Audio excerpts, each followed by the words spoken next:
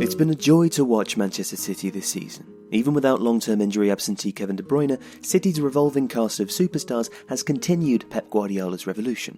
Last season, they romped to the Premier League title with 100 points, 18 clear of their City rivals Manchester United in second place. That kind of dominance doesn't just take skill or luck. Almost always, and Leicester City are perhaps the only exception to this rule, it's the richest team that wins, and Manchester City is the richest of the rich. Their success didn't come cheap. Since the club was sold to Sheikh Mansour bin Zayed Al Nahyan, a leading member of Abu Dhabi's royal family, in 2008, hundreds of millions of pounds have been poured into the club. The area around East Manchester was renovated. The club now has world-class facilities, as well as a network of clubs all around the world, in the US, Uruguay, Australia, Spain and beyond, all under the City Football Group umbrella. And it was all thanks to an unlimited supply of money. Yes, but also to the prudence and strategic forward thinking of the owners from the United Arab Emirates, right? Canny business people who turned the biggest loss in football history, £197 million in a single season, into a £10 million profit last season, the third season in a row that the club was in the black. In 2015, 13% of the club was sold to Chinese investors for $400 million, valuing the club at today's exchange rate at £2.4 billion, although it would likely sell for more if the club was put on the market today. Much of this financial turnaround was thanks to booming television and commercial revenue, with the latter proving particularly lucrative. Huge sponsorship deals were signed with Etihad Airways, the mobile phone network Etisalat, Abu Dhabi's tourism authority and Abu Dhabi investment firm Abar.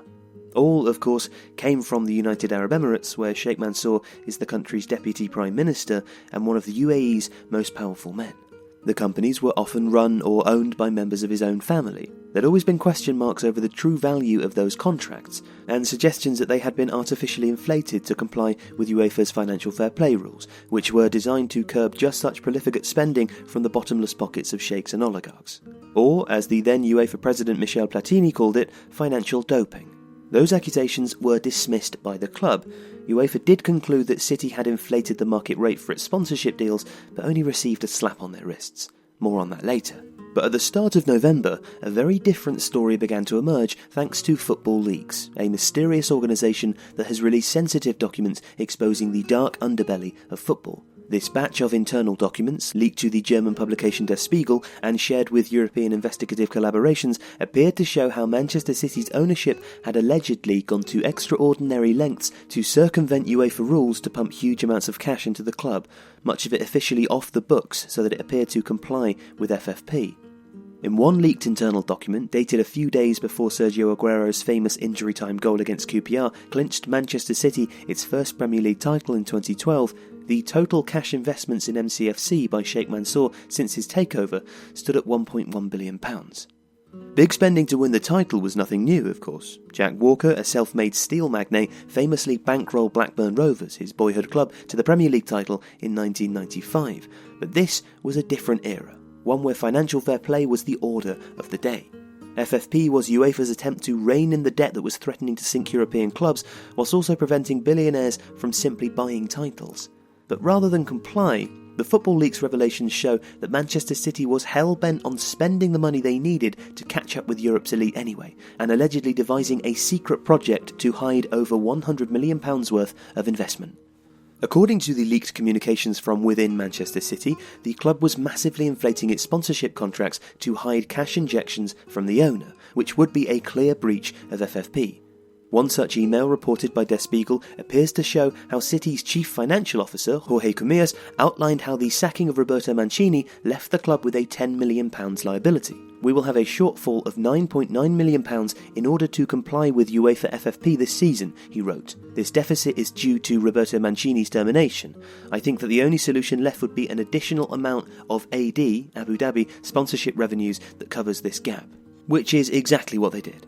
Simon Pearce, an Australian PR executive who sits on City's board and who is in charge of massaging Abu Dhabi's international image and reputation, suggested backdating sponsorship contracts, including a fee for winning the FA Cup. When Casillas asked Pearce if this was possible, Pearce replied, "Of course, we can do what we want." Most damningly, the emails appear to show that other contracts were in effect sham deals funded by the Abu Dhabi royal family.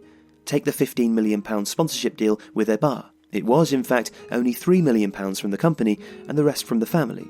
As we discovered, the annual direct obligation for Eibar is £3 million, Pearce allegedly wrote in one email. The remaining £12 million requirement will come from alternative sources provided by His Highness. This was, in effect, an attempt to cook the books and pull the wool over UEFA's eyes, disguising cash investments by His Highness to make Manchester City appear to be a more profitable organisation than it was. In total, it appeared that the extra money hidden from view amounted to £127.5 million. And there were other schemes too. One dubbed Project Longbow that involved setting up a shell company to buy the image rights of players from the club, which opened up what looked like another stream of income. In effect, the money allegedly came from Abu Dhabi. Even Roberto Mancini's contract appeared to be part paid by a football club in the UAE. Mancini was also contracted to advise Al Jazeera, an Abu Dhabi club owned by Sheikh Mansour, which isn't part of the City Football Group. It was another attempt to get more money on City's books. But this still wasn't enough. When FFP was rolled out for the 13-14 season, UEFA's investigators zeroed in on what looked like artificially inflated sponsorship contracts. Two clubs in particular concerned UEFA, Manchester City and PSG, effectively owned by the state of Qatar. PSG had signed a 5-year, £190 million a year contract with the Qatar Tourism Authority. The value of the contract was close to £1 billion.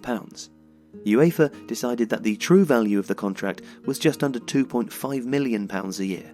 The same discrepancies were found at City, but rather than accept censure, which would have included a huge fine and a ban from the Champions League, according to the leaks, City threatened UEFA with legal action that could bankrupt it. The club's lawyer Simon Cliff allegedly wrote in an email that City's chairman Khaldoon said he would rather spend £30 million on the best 50 lawyers in the world to sue them for the next 10 years. UEFA would have to decide whether to proceed as planned or avoid the destruction of their rules and organisation. The Football Leaks trove of emails showed that Gianni Infantino, who was then the General Secretary of UEFA, bent over backwards to accommodate City and PSG for the breaches of FFP that they were found guilty of. In the end, both City and PSG accepted small fines and a mild slap on the wrists, and City's internal team declared it mission accomplished. So, what's next? UEFA's new president has announced that they must go back and look at City and PSG's cases, but there are doubts about whether they can be punished given that both clubs have already accepted censure. And will UEFA really want to take on the bottomless pit of money that the royal families of Qatar and the UAE could use to destroy it? But the revelations have done one thing. Until recently, the ownership of Manchester City was seen as a benign good news story that burnished Abu Dhabi's reputation. But recent revelations about human rights abuses in the country and the appalling loss of life and levels of child starvation in the war in Yemen, a conflict the UAE is heavily involved in, has tarnished the country's reputation. Key figures at City like Mubarak and Sheikh Mansour are involved in the highest level of economic and political decision-making in the UAE. Separating the team from the political and military actions of the country has become harder.